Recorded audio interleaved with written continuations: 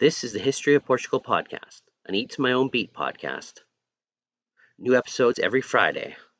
Check us out on our Facebook page, the History of Portugal podcast, on YouTube, as well as my website, www.eattomyownbeat.com. Today, we're diving into the remarkable story of how King Afonso III of Portugal finally conquered the Algarve in 1249, marking the end of Portuguese Reconquista.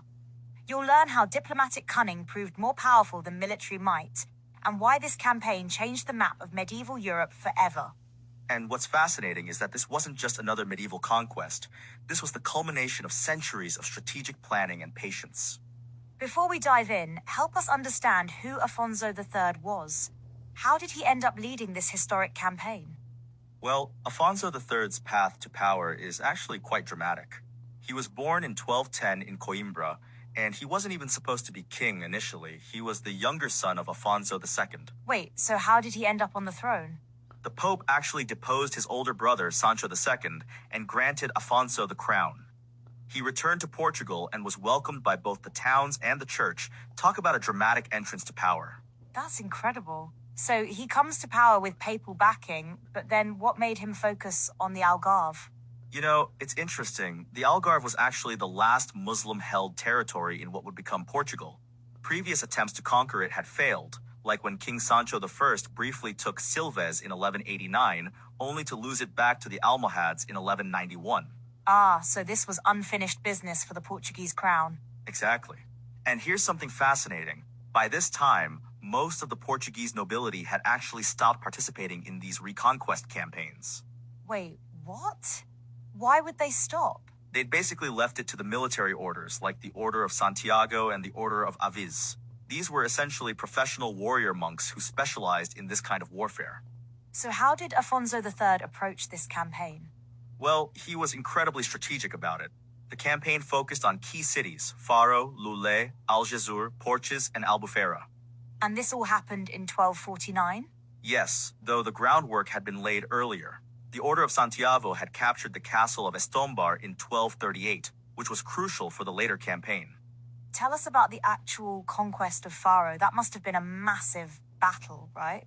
Actually, and this is really interesting, contemporary Muslim sources describe Faro as being delivered to the King of Portugal rather than conquered through battle. Delivered? That's not what I expected. Right? The city was essentially isolated and without hope of relief from other Muslim forces. Afonso III had a small but well-disciplined force, and the city leaders saw the writing on the wall. So it was more about strategic positioning than actual fighting? Exactly. And we know precisely when it happened, March 1249. We have documentation of Afonso III signing a deed in Faro that month, when just the previous month he had been in Orem. But surely there must have been some resistance. Well, here's where it gets complicated. The ruler of the region, Ibn Mahfuz, was actually already a vassal of Ferdinand III of Castile. Wait, what? He was allied with Castile? Yes. He declared himself Emir of the West and became a Castilian vassal to protect himself from both Portuguese advances and threats from other Muslim powers in Seville. That must have made things politically complicated. It absolutely did. In fact, it led to a war between Portugal and Castile right after the conquest. Really? What happened? Well, in 1250, Ferdinand III of Castile invaded the Algarve, claiming it belonged to him because Ibn Mahfuz had been his vassal. How did Afonso III respond? He actually crossed the Guadiana River and occupied the Muslim villages of Aroche and Aracena, essentially taking the fight to Castilian territory. Bold move. How did that play out? It led to a series of negotiations, and eventually Pope Innocent IV had to intervene to pressure both sides into making peace. And did they reach an agreement?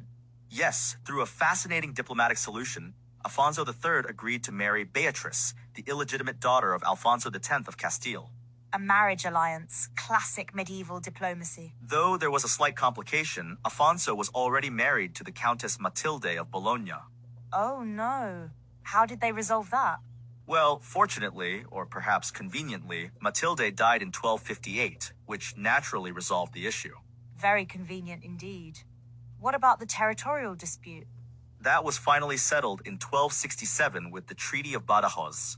Alfonso X of Castile renounced all rights to the Algarve. So this campaign had really far-reaching consequences. Absolutely. It's worth noting that most of the nobles who participated in the conquest were actually second-born sons and illegitimate children of noble families. Why was that significant? These were men who couldn't expect much inheritance, so military success was their path to wealth and status. Many of them founded families that became powerful in the late 13th century. So this campaign actually created a new noble class? Exactly. And the military orders, especially the orders of Santiago and Aviz, gained enormous influence through their role in the conquest. What happened to the Muslim population after the conquest? The sources indicate that the transition was relatively peaceful, especially in Faro, where the city was delivered rather than taken by force. It's fascinating how this campaign seems to have been won more through diplomacy than battle. Yes, and that's really what made Afonso III successful. He understood that sometimes the pen is mightier than the sword. Did this complete the formation of Portugal as we know it today?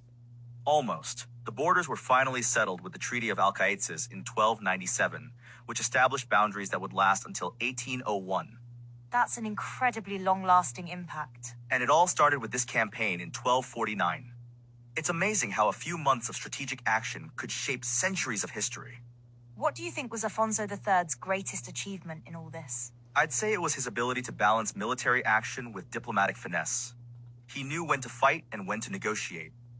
And he managed to complete what his predecessors couldn't. Exactly. He finished the centuries-long Portuguese Reconquista, transforming Portugal from a battlefield into a unified kingdom. Let's wrap this up. What's the biggest lesson we can take from this campaign? I think it shows that the greatest victories don't always come from the biggest battles. Sometimes it's about patience, timing, and knowing how to turn your opponents into allies. And that's what Afonso III did masterfully in the Algarve. Precisely. He didn't just conquer territory, he built the foundations of a nation that would last for centuries. Thank you for listening to the History of Portugal podcast, a Eat to My Own Beat podcast. New episodes every Friday. Get more information on the History of Portugal podcast on Facebook, YouTube, or wherever you get your podcasts. Check out www.eattomyownbeat.com for more information on our travels.